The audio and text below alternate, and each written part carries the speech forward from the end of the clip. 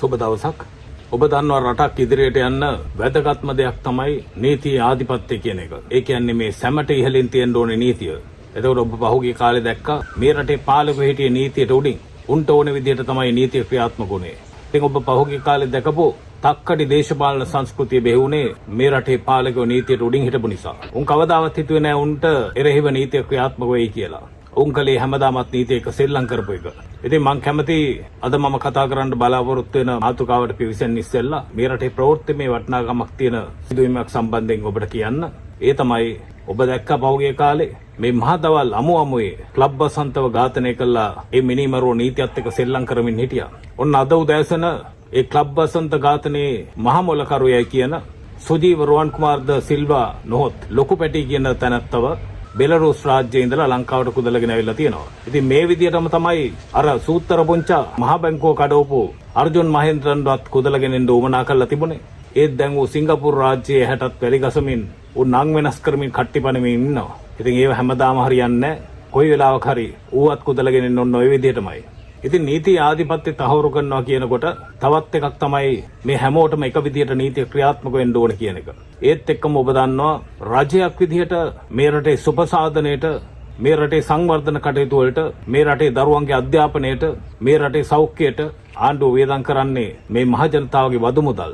ඔබ දන්නවා පහුගිය කාලේ මේ අනුර කුමාර දිසානායක සහෝදරයා ජනාධිපති වුණාට පස්සේ මේ රජයේ සේවකයන්ගේ පඩි වැඩි වුණා. විශ්‍රාමිකයන්ගේ වැටුප රුපියල් 3000කින් වැඩි වුණා. ලයිට් බිල අඩු කළා. රුපියල් 65ට 70ට තිබිච්ච බිත්තරයක් රුපියල් 25 දක්වා අඩු වුණා. රුපියල් 320ට තිබිච්ච සීනි කිලෝ එක රුපියල් 225 දක්වා අඩු වුණා. රුපියල් 380ට තිබිච්ච පරිප්පු කිලෝ එක රුපියල් 280ට අඩු වුණා. භූමි තෙල් පෙට්‍රල් ඩීසල් සියල්ලම සාපේක්ෂව අඩු වුණා. රුපියල් 370ට තිබිච්ච පෙට්‍රල් ලීටරේ රුපියල් 299ට අඩු වුණා. රුපියල් 340ට තිබිච්ච ඩීසල් ලීටරේ රුපියල් 286ට අඩු වුණා. ඊට සාපේක්ෂව යම් ප්‍රමාණයක් බස් ගාස්තු අඩු වුණා. පහුගිය ආණ්ඩුවෙන් රුපියල් 10000කින් වැඩි කරපු පොහොර සානාධාරය මේ ආණ්ඩුවෙන් රුපියල් 25000 දක්වා වැඩි කළා. ඒ ඉන්ධන වලට දීපු සාහනයට අමතරව මොහොතු රස්සාව කරන දීවරයන්ට ඉන්ධන සානාධාරයක් ලබා දුන්නා. ඒ එක්කම අත්‍යවශ්‍ය ආහාර ද්‍රව්‍ය වන ඊලුණු කිලෝ එක රුපියල් 480 ඉඳලා රුපියල් 180ට අඩු වුණා. ඊට සාපේක්ෂව පාම් මිල අඩු වුණා. තේරෙන් කුපිට මිල අඩු වුණා. ඔය මම කිව්වේ රජයක් විදිහට මේ ජනතාවට ලබා දීපු සහනාධාර කීපයක් විතරයි. ඒකම අනිත් පැත්තෙන් පාර්ලිමේන්තු මන්ත්‍රීවරු, ඇමතිවරු, ජනාධිපතිවරු ඉඳින සුඛ විහරණ සෑහෙන දුරකට අඩු කරලා තියෙනවා. උන්ට මීට පස්සේ වාහන පර්මිට් නැහැ, විශ්‍රාම වැටුප් නැහැ, බෑකප් වාහන නැහැ, බොඩිගාඩ්ලා නැහැ. මීට පස්සේ ජනාධිපති අරමුදල අවභාවිතා කරන්න බෑ. කැන්ටිමෙන් අඩුවට ගන්න බෑ. කොටින්ම කිව්වොත් මීට පස්සේ හොරා කන්න බෑ. ඉතින් මේ ආණ්ඩුවට විරුද්ධව මොන විදියට කතා කරත්, මේ ආණ්ඩුවට විරුද්ධව කතා කරන මොනම කුහකයට වුණත් තමන්ගේ හෘද සාක්ෂියට එකඟව කල්පනා කරනකොට තේරෙන්න ඕනේ මේ ආණ්ඩුවේ එකෙකුටවත් හොරකම සම්බන්ධයෙන් කිසිම චෝදනාවක් නැහැ. ඉතින් ඒ විදියට සහනාධාර දෙන්න නම් රජයේ බදු ප්‍රතිපත්තිය ස්ථිරතර වෙන්න ඕනේ, සරල වෙන්න ඕනේ. ඒක මහ ජනතාවට ගෙවා ගන්න පුළුවන් මට්ටමේ තියෙන්න ඕනේ. මොකද මේ සියල්ලම කරන්නේ බදු ආදායමෙන්. දැන් මම අද කතා කරන්න බලාපොරොත්තු වෙන්නේ මේ විත් හෝල්ඩින් ටැක්ස් එක එහෙම නැත්නම් රඳවා තබා ගැනීමේ බද්ද. මේක ඇත්තටම බද්දක් හැටියටම නෙමෙයි සැලකෙන්නේ. මේක හෝල් කරගෙන නවත්තලා තියෙන බද්දක්. මේක අය කරගන්නවද නැද්ද කියන එක පස්සේ තමයි තීරණය වෙන්නේ. ඒකට තමයි මේක රඳවාගෙන තියෙන බද්දක් කියලා කියන්නේ. දැන් ඔබ දන්නවා අනුර කුමාර දිසානායක සහෝදරයාගේ ආණ්ඩුවෙන් මේ බදු ප්‍රතිපත්තිය වෙනස් කළා. ඊට පස්සේ මේ රටේ පුරවැසියන්ගේ වාර්ෂික ආදායම ලක්ෂ 18ට අඩු නම්, ඒ කියන්නේ මාසික ආදායම රුපියල් ලක්ෂ 1.5ට අඩු නම් ආණ්ඩුවෙන් කීයක්වත් ටැක්ස් ගහන්නේ නැහැ. හැබැයි ඒ පුරවැසියගේ මාසික ආදායම ලක්ෂ 1.5ට වැඩි නම් ඒ ලක්ෂ 1.5 දක්වා ටැක්ස් ෆ්‍රී වෙනවා. හැබැයි එතනින් පස්සේ ලැබෙන ආදායම ටැක්ස් වෙනවා. ඉතින් මේ ටැක්ස් ප්‍රතිපත්තිය හරිම සාධාරණයි. ඒකට කාටවත් අසාධාරණයි කියලා කියන්න බෑ. එතකොට මේ අලුත් බදු ප්‍රතිපත්තිය ආරම්භ කරන්න තිබුණේ 2025 අප්‍රේල් 1 වෙනිදා ඉඳලා. එතකොට ඔබ දන්නවා මේ රටේ සමහරුන්ට මාසික වැටුප් ලැබෙනවා, සමහරුන්ට සති දෙකෙන් දෙකට වැටුප් ලැබෙනවා, සමහරුන්ට දිනපතා වැටුප් ලැබෙනවා. ඒ කොහොම ලැබුණත් මාසික ආදායම රුපියල් ලක්ෂ 1.5ට අඩු නම්, එහෙම නැත්නම් වාර්ෂික ආදායම ලක්ෂ 18ට අඩු නම් ඒ කිසිම කෙනෙක්ව ටැක්ස් වෙන්නේ නැහැ. දැන් මේ විත් හෝල්ඩින් ටැක්ස් කියන්නේ ඔබ දන්නවා මේ රටේ සමහරු ජීවත් වෙන්නේ පොලි ආදායමෙන්. දැන් ඔබ දන්නවා වයසට ගියාම ගොඩක් කට්ටිය ඒගොල්ලන්ට ලැබෙන ප්‍රොවිඩන්ට් ෆන්ඩ් එක එහෙම නැත්නම් අර්ථ සාධක අරමුදල අරගෙන ඒක බැංකුවේ දාලා ඒ බැංකු පොලියෙන් තමයි ජීවත් වෙන්නේ. සමහරක් වෙලාවට කෙනෙක් තමන්ගේ තියෙන ඉඩමක් කඩමක් එහෙම නැත්නම් වෙනත් වත්කමක් විකුණලා ඒ සල්ලි බැංකුවේ දාලා ඒක පොලියෙන් ජීවත් වෙනවා වෙන්න පුළුවන්. එතකොට දැන් බැංකුව withholding tax එක එහෙම නැත්නම් රඳවා ගැනීමේ බද්ද ඒ පොලි ආදායම් මත සියල්ලගෙන්ම අය කරනවා. හැබැයි උතන වෙනසක් තියෙනවා. මෙච්චර කාලයක් ඒ withholding tax එක තිබුණා. හැබැයි ඒකේ වටිනාකම 105යි.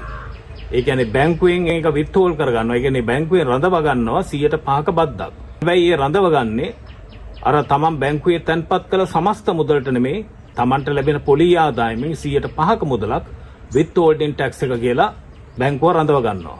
එතකොට මේ වෙලාවේදී බොහෝ දෙනෙක් කලේ ඒ පොලියට 105ක withholding tax එකක් ගැහුවාම ඒ මුදල පොඩි නිසා ඒක සුළු මුදලක් හින්දා කවුරුත් ඒක වැඩි ක්ලේම් කරන්න උනන්දුනේ නැහැ. සමහරක් වෙලාවට බදු ගෙවන කට්ටියත් තමන්ට ගෙවන්න තියෙන බද්දට වැඩිය මේ 105 බද්ද බැංකුවෙන්ම කපලා යවනකොට ඒක තමන්ට වාසිදායක නිසා ඒක ෂේප් එකේ අතාරලා දැම්මා. හැබැයි දැන් 2025 අප්‍රේල් 1 වෙනිදා ඉඳලා ඒ 105 තිබිච්ච withholding tax එක 10% කරලා තියෙනවා.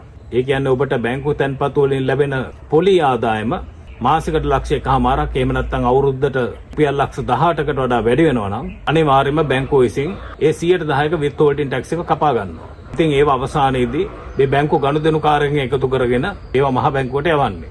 දැන් මෙතෙන්දී මේ වැරදි ප්‍රචාරයක් යනවා මේ ආණ්ඩුව බැංකුව තැන්පත් වලින් 10%ක් කපනවායි කියන එක. ඒක සම්පූර්ණ වැරදි. ඇත්තටම ඒ බැංකුව තැන්පත් වලින් නෙමෙයි මේ withholding tax එක කපන්නේ. බැංකුවේ තැන්පත් කරපු මුදලට ලැබෙන පොලි ආදායමෙන් තමයි මේ withholding tax එක කපන්නේ. එතකොට මේ 10%ක withholding tax එක බැංකුවෙන් කපා ගත්තට පස්සේ තමන් බදු ගෙවන්නෙක් නම් තමන්ගේ tax return වල ඒවා සඳහන් කරලා ඒ වැඩිපුර ගෙවීමක් තියෙනවා නම් ඒව නැවත අය කරගන්න පුළුවන්.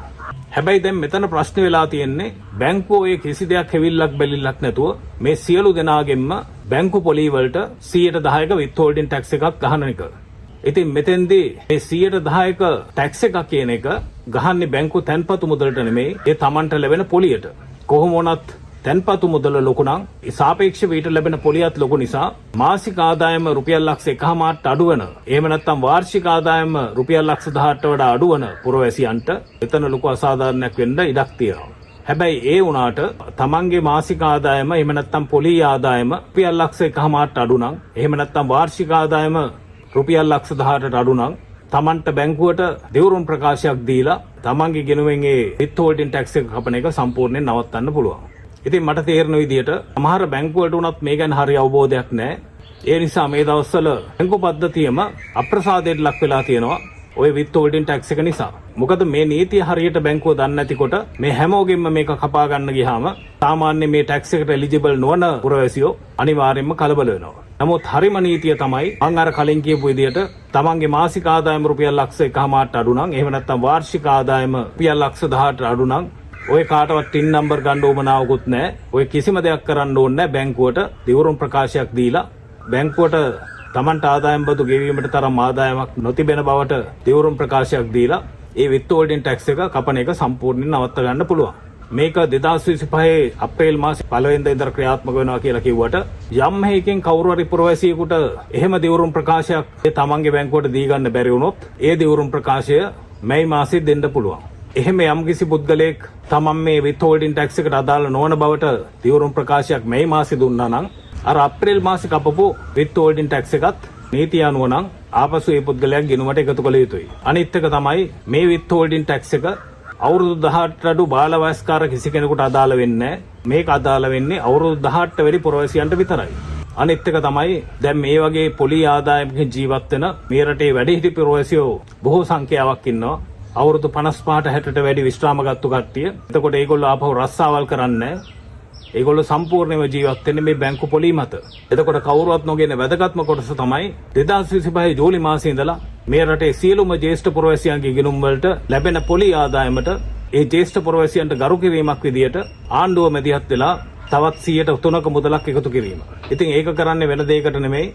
ආණ්ඩුව කල්පනා කරනවා මේ ජ්‍යෙෂ්ඨ පුරවැසියන් බලා ගැනීම එහෙම නැත්නම් ඔවුන්ගේ සුරක්ෂිතතාව කියන එක මේ ආණ්ඩුවේ වගකීමක් කියලා. මේ රටේ ගොඩක් දෙනෙක් වැරදියට අර්ථකථනය කළාට මේ 105 තිබිච්ච withholding tax එක 110 කරපුගේ පරමාර්ථය තමයි මෙච්චර කාලයක් බදු නොගෙව මේ බදු පනතේ පුංචි පුංචි හිල්වලින් රිංගපු මහා පරිමාණ ව්‍යාපාරිකයන්ගෙන් එහෙම නැත්නම් විශාල ලෙස ධනය උපයන බදු නොගෙවන පුද්ගලයන්ගෙන් බදු අය කර ගැනීම මිසක් මේ සාමාන්‍ය ජනතාව පීඩාවටපත් කිරීම නෙවෙයි. බොහොම ස්තුතියි.